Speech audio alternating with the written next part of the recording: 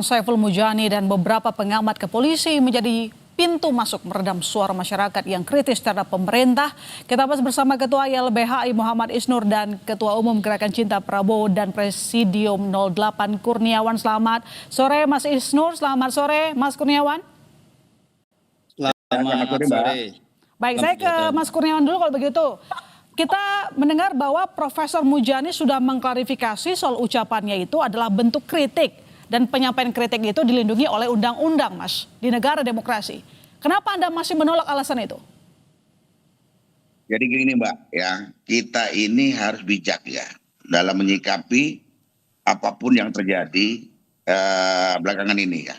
Kita harus bisa membedakan antara kritik dan hasutan, Mbak. Namanya kritik itu apabila itu tujuannya baik, tentu akan menghasilkan sesuatu yang baik ya. Tapi kalau yang dilakukan oleh Pak Saiful Mujani ini bukan lagi kritik, tapi sudah kebablasan ya. Kita sadar bahwa kita memang hidup di sebuah negara demokrasi, di mana kebebasan berpendapat di muka umum baik tulisan maupun lisan itu dilindungi undang-undang. Tapi kalau sudah hasutan untuk mengajak banyak orang turun ke jalan dengan maksud dan tujuan menggulingkan pemerintah yang sah di luar konstitusi, ini yang salah. Nah, jadi saya rasa itu Mbak ya. Jadi sejumlah yang dibeberkan oleh Prof Mujani, Anda menilai bahwa itu penghasutan, meskipun dia sudah menyampaikan fakta-fakta yang dia maksud? Ya itu pendapat pribadi dia. Oke. Dia melakukan pembelaan diri itu hak semua orang juga ya. Justru yang saya lakukan ini Mbak, yang saya lakukan ini adalah meredam konflik sosial yang bisa terjadi kapan saja dan di mana saja. Oke. Karena pendukung Prabowo ini juga kan jutaan orang Mbak.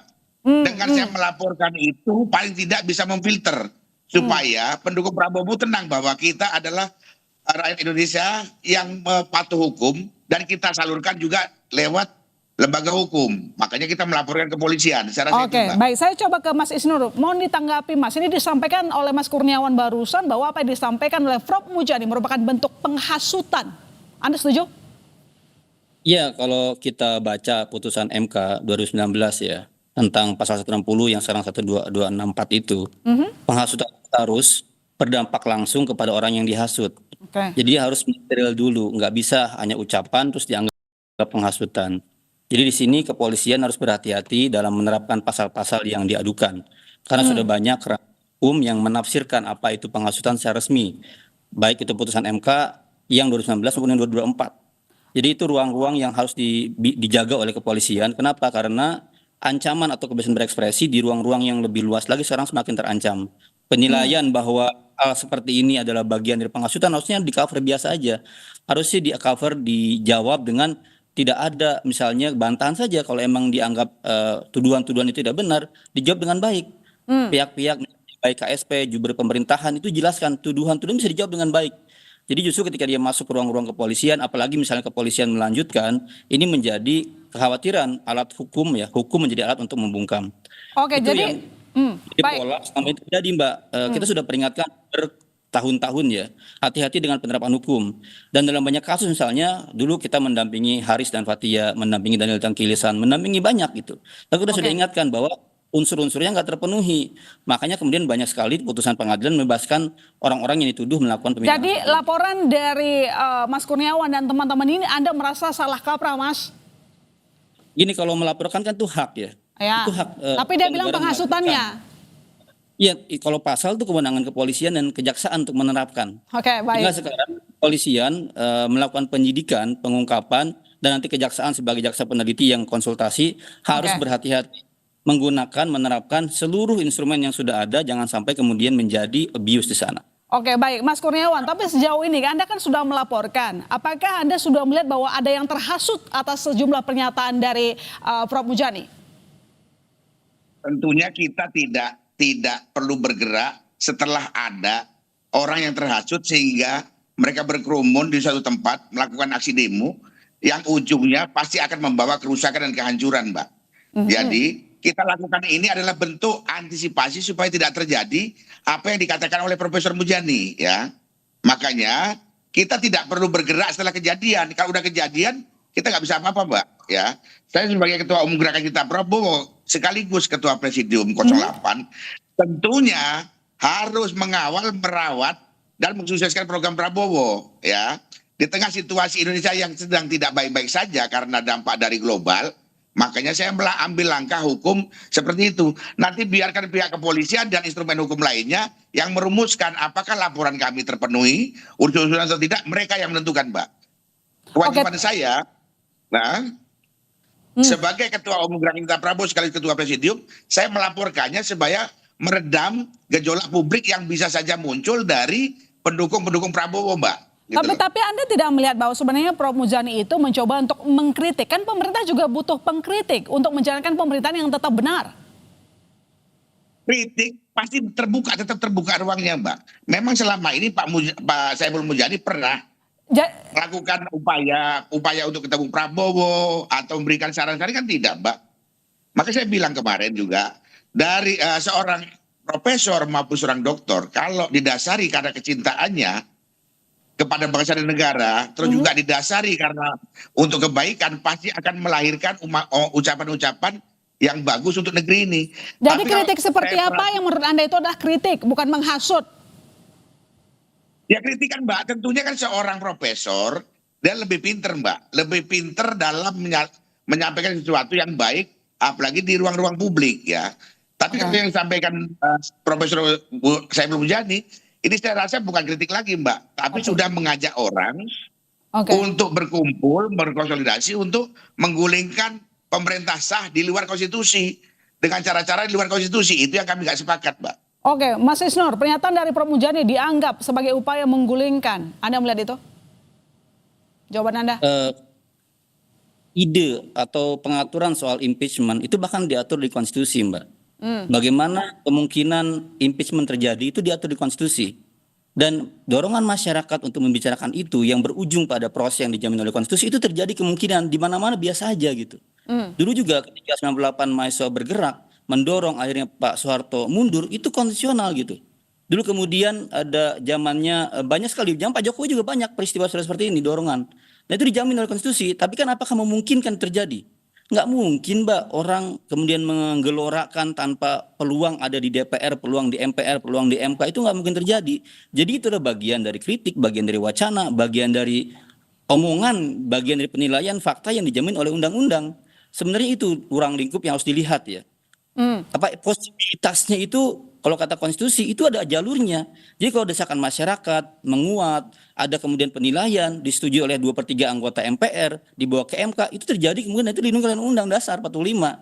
Jadi bahkan impeachment disebutkan dalam konstitusi seperti itu. Jadi apa yang terjadi saat ini Anda merasa merupakan justru membuat ataupun mematikan kritikan, bebas pendapat hingga dibatasi seperti itu? Bagi saya gini, justru seharusnya penilaian atau pendapat Pak Mujani menjadi vitamin, menjadi gizi, menjadi cara presiden dan timnya untuk menunjukkan bahwa kerja-kerja mereka kerja-kerja yang baik buat bangsa ini. Meyakinkan seluruh elemen bahwa ada perubahan, ya diterima kritik dengan baik. Dia kan memaparkan tuh tadi saya lihat di YouTube, ada 8 penilaian. Harusnya itu menjadi cara untuk perbaikan. Oh ya kami yang satu enggak, yang dua enggak, caranya ini, petunjuknya ini. Kan gini misalnya, kritik tadi soal 8, soal ruang fiskal. Sekarang ada guncangan, pergantian misalnya 2 dirjen di Kementerian Keuangan. Dolar sudah 17.300. Banyak ekonom menilai ini sudah sampai ke depan lebih mengerikan. Jadi fakta-fakta yang disampaikan oleh Pak Mujani harusnya menjadi vitamin, menjadi gizi. Dan direspon baik oleh pemerintah dengan apa? Memperbaiki kebijakan. Dengan mengubah hal yang buruk menjadi baik. Itu respon yang harus dilakukan, bukan mengalihkan ke ranah pemidanaan. Oke, baik, saya ke Mas Kurniawan. Kalaupun kita sudah lihat Profesor Saiful membeberkan sejumlah fakta, bukti, alasan kenapa Presiden Prabowo disampaikan perlu dievaluasi begitu. Apakah Anda tidak menganggap bahwa ini masih dalam koridor penyampaian pendapat kok? Kalau melakukan evaluasi boleh, Mbak. Jalur impeachment pun itu ada di dalam sebuah negara demokrasi ya. Tapi kalau penggulingan paksa menggunakan people power ya di luar jalur-jalur konstitusi, ini yang bermasalah. Kalau dari awal Profesor Saiful Mujani mengatakan bahwa akan menurunkan Prabowo lewat jalur konstitusi impeachment contohnya, kita pun akan terima. Berarti rakyat yang menghendaki supaya Prabowo turun secara konstitusi. Tapi kalau yang disampaikan oleh Profesor Mujani kan di luar jalur itu, memobilisasi massa, mengumpulkan massa di suatu tempat, melakukan konsolidasi dengan maksud dan tujuan menggulingkan pemerintah Syah di luar jalur impeachment, itu yang bermasalah, Mbak. Ya, bukan kita tidak terima anti kritik, tidak, Mbak. Ya, Pak Prabowo bahkan bukan cuma dikritik, dihina, difitnah pun itu biasa, Mbak. Kami juga terima. Tapi kalau penggulingan paksa menggunakan people power di luar jalur konstitusi, itu yang kami tidak menerima. Dan kami tidak mau itu terjadi. Karena dampak dari kerusuhan, Mbak, maupun 98 sampai yang kemarin, itu kan yang rugi kita semua, Mbak. Gitu loh. Kita akan mundur ke belakang lagi. Kalau jalur-jalur konstitusi kita terima, ya. Itu adalah Oke, pilihan masyarakat. jadi Anda dalam melakukan pelaporan, bukti-bukti apa yang Anda bawa ke Barreskrim? Yang memperkuat dugaan Anda? Bukti-bukti sudah kita lengkapi, Mbak. Bukti-bukti sudah saya lengkapi, tidak bisa saya sampaikan di sini karena ini adalah milik kami yang kita berikan kepada penyidik, ya. Kami kemarin pun datang ke Barreskrim, itu sama. Itu kewajiban saya karena sudah melaporkan, otomatis saya punya kewajiban untuk menanyakan prosesnya, progresnya. Tidak ada intimidasi ataupun intervensi dari siapapun, ya. Biarkan pihak Polri yang bekerja secara independen, profesional. Saya rasa begitu, Mbak. Oke, baik. Saya ke Mas Isnur. Jadi menurut Anda mungkin tidak bahwa Prof Mujani bakalan lolos dari tuduhan dugaan makar dan penghasutan? Ya, bagi saya yang penting sekarang respon dari Presiden dan timnya sendiri. Seperti apa? Harusnya Pak Presiden dan timnya kemudian menenangkan bahwa biasa aja digituin gitu.